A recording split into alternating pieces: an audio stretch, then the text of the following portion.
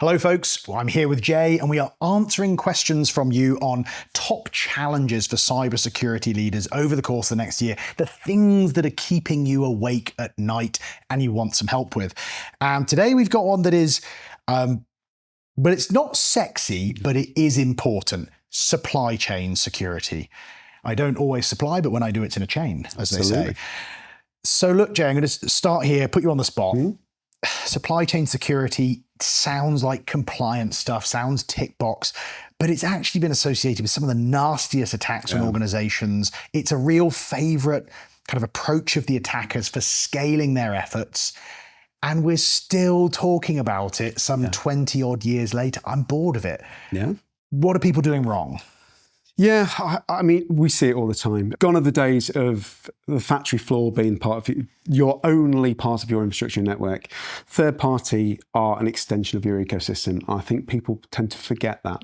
They have access to your data in any way, shape or form, from your SaaS providers to your cloud providers to your vendors that have access to your data. And they should be treated as an extension of your infrastructure. And I see more often than not that clients don't take this into account when they're doing their risk reviews or their assessments of their security, their penetration testing.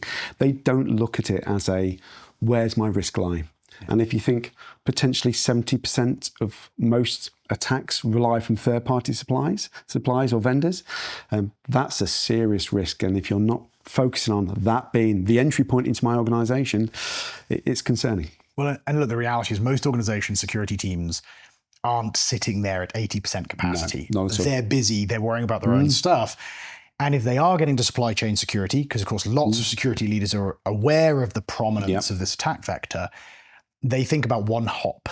They think the MSP, they don't think about the 4 or 5 suppliers to the MSP. And it's hard to decide how far down the chain you want to kind of chase this stuff. Let's talk about some specific practices and mistakes that people make in trying to manage this. So you're doing some supply chain management. Where might you go wrong? I'll give you one to start you off. Please. And you can give me another. Treating organizations or suppliers as approved or not approved. Being binary about it. Ternary, one might argue. And just saying, okay, they're in. Versus they're in at some moderated level with an appropriate set of controls considering their risk and posture and access needs, not being granular enough in the implementation, getting them through procurement and going, tick. That doesn't work in today's ecosystem. Not at all. So that's a common one, but give them another one. Yeah, and obviously continuous monitoring of your third-party suppliers. Oh, such a good one. Purely because access will change over time. How often do we see attacks where a supplier has intimate access with an organization, but that level of monitoring is not in place? So when it comes down to that attack, the organization is more often not aware that the third party has that sort of level of intimacy with their organization because they're not consistently reviewing that level of risk and putting pressure on the third party as well to provide that level of assurance that they are doing everything they need to do to provide assurance to our clients and the organizations. I've seen that so many. Static approval, static review, kind of static implementation or integration. So starting with that last one, you plug them in, same passwords, same keys. Absolutely. Forever. No evolution like you would do with your existing systems.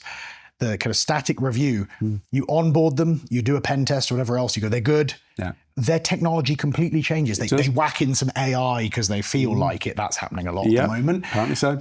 And they don't get reviewed again for years on end. So not being continuous and that static approval is a big part of that as well. So that's quite hard to resource doing this across all these vendors. We've all bought into using more suppliers because it's convenient.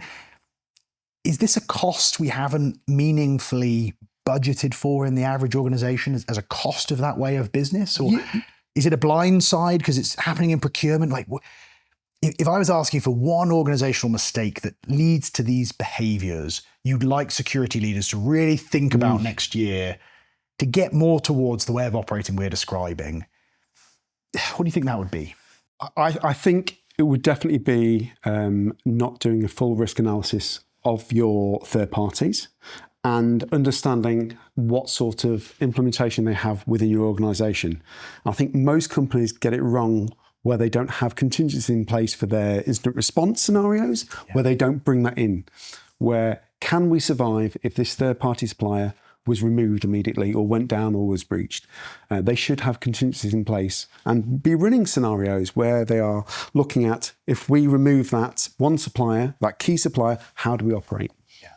And I think that's absolutely right. And look, this work can be lumpy. It can be. It's continuous, but you can have a bunch of vendors onboarding. They need to be onboarded rapidly and the team can be busy.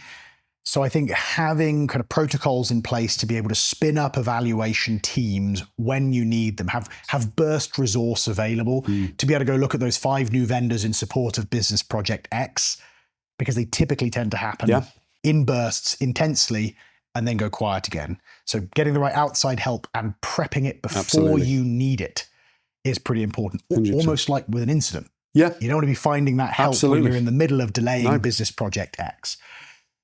Well, look, I like that. We've definitely solved supply chain security comprehensively now for the first time in 20 years. Yes, absolutely. This stuff's hard, but there's so much more that an organization can do than what most end up doing with these kind of traditional tick box and compliance-based approaches.